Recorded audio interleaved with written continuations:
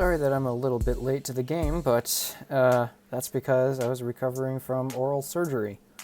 Yeah, lots of fun.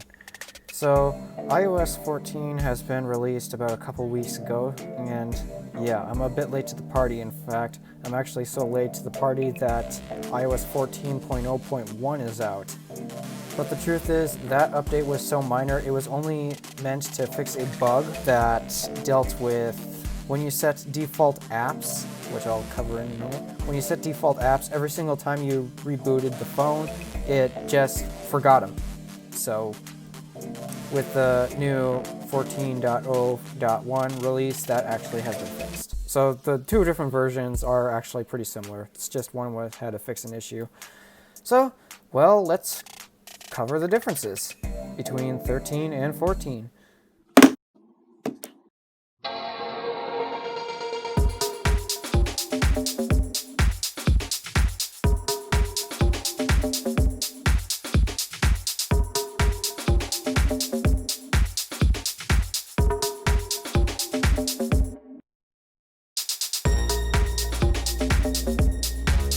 So widgets are a new thing, especially with the whole new smart stack. I don't really use them that much, and that's because the truth is I never really use widgets. Even when I was on Android, never have. Because of that, you can technically put widgets on the home screen. In fact, let me show you one way to do it that doesn't actually disrupt my own home screen. So just go into jiggle mode. I just go into jiggle mode? And tap those dots at the bottom, and then you can re-enable your next home screen. So now let's add a widget. Which one should I choose?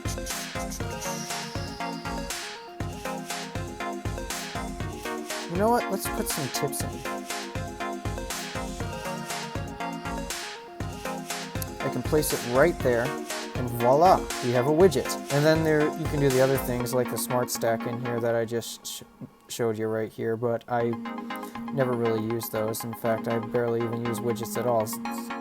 So I'm just going to take this home screen away, if I can figure out how to uncheck it. There we go. Also new that was introduced is a new way to organize your apps known as the app library. As you can see, I just removed that screen and, well, all those other apps had disappeared as well.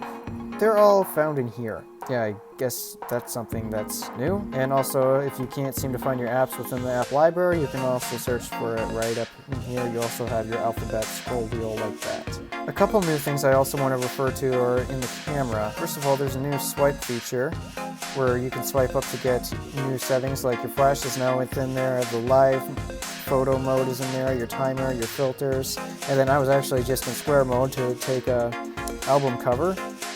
But as you know, this was the same picture format that you're probably used to seeing on iPhones for quite a long time, 4:3. Don't you wish that you had wider pictures? Because, I mean, that's a lot of wasted space. Well, all you have to do is tap your aspect ratios and voila, you finally have 16:9 pictures.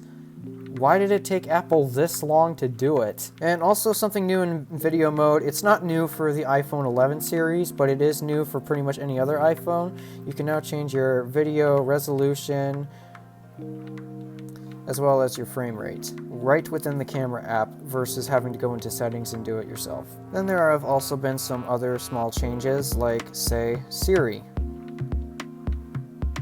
As you can see, Siri is now this bubble right here, and, well, what's the weather? It's currently partly cloudy and 55 degrees.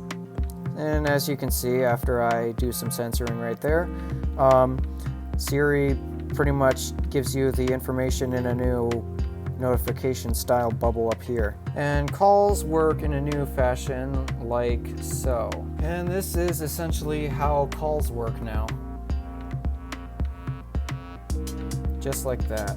You can tap it like that. That's pretty much how calls work. And then in terms of other things, well, there have been a couple app redesigns. For example, music is, well, it's got a new icon, and personally, I really prefer the old one. I do not like this new one, but oh well, it's still a music icon. It's got all my music in here still.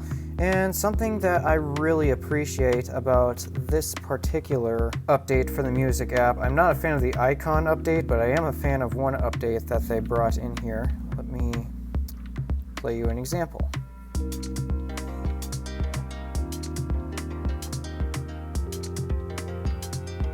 As you can see, the background is now red to match the red album art I have set here. It's also the case with some other albums, like, for example,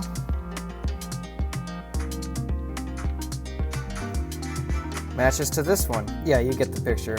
That's how the music app has essentially changed. And then I believe they've done more with the lyrics and all that. Photos have had a slight redesign, but it's nothing drastic on the iPhone. Like, for example, now instead of having a black bar at the top, it's also just one continuous shade like that. That wasn't the case on the previous version, but okay.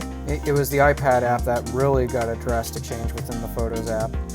Maps has also gotten changes with cyclist bicycle stuff. I haven't really tested it out because unfortunately bicycle season is ending for me. We got the snow coming in the not too distant future. We also have a new Translate app.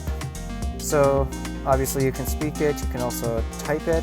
In my case, I have selected English and French because I speak English, mais je parle français aussi. And if you put it like this, you can have it into where person right here speaks English, person right here speaks French. Je suis un idiot. I'm an audio. It's supposed to be idiot. Still a work in progress. Oh, I forgot to mention messages. You can now pin at least 9 messages to the top, so that way you don't always have to go searching for your buried favorite messages every single time you have to start texting a whole bunch of people. I am not going to show you this because that pretty much shows all my contacts and I respect their privacy. And pardon me for going into screen recording mode, but that's just because as I'm editing the video, I just realized I completely forgot to mention one more feature. It's called Picture in Picture, so let me quickly pull up an example. I would use the YouTube app on my phone, except YouTube doesn't support it. So I'm pretty much going to have to resort to YouTube right here. Okay, so let's pull up the latest video. iPadOS 14. Alright, latest video is playing, and now that's playing, actually now I can hit this button. And those are pretty much the changes to iOS 14. I don't really use most of them because first of all, widgets have always been just as useful as they have been in the past. The app library is nice, but I pretty much would have kept all the apps on all these pages except for that one I deleted because the truth is I could just stick with 3 pages. I don't need an extra one. Yeah, that's iOS 14. Random Alpha, signing out.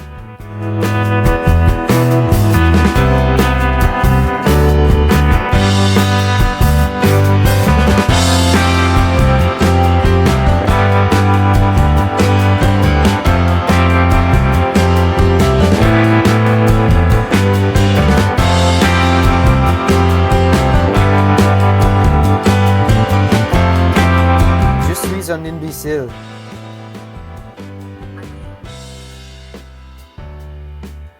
I think that's supposed to mean I'm an imbecile. And I can get it to go into picture in picture somehow.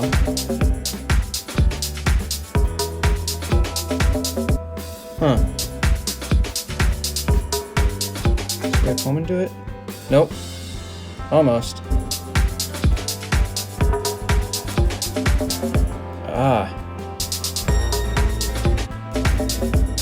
How do you do it? So first I think we should start with the Dang it! main attraction, the widgets.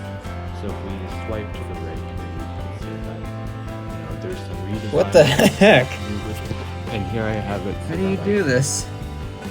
The weather and It should be you push the button right. the date as well as the time. You should push this button and then it. In one place and then I can Well, you kind of see what it looks like. I just can't get it to work for some reason.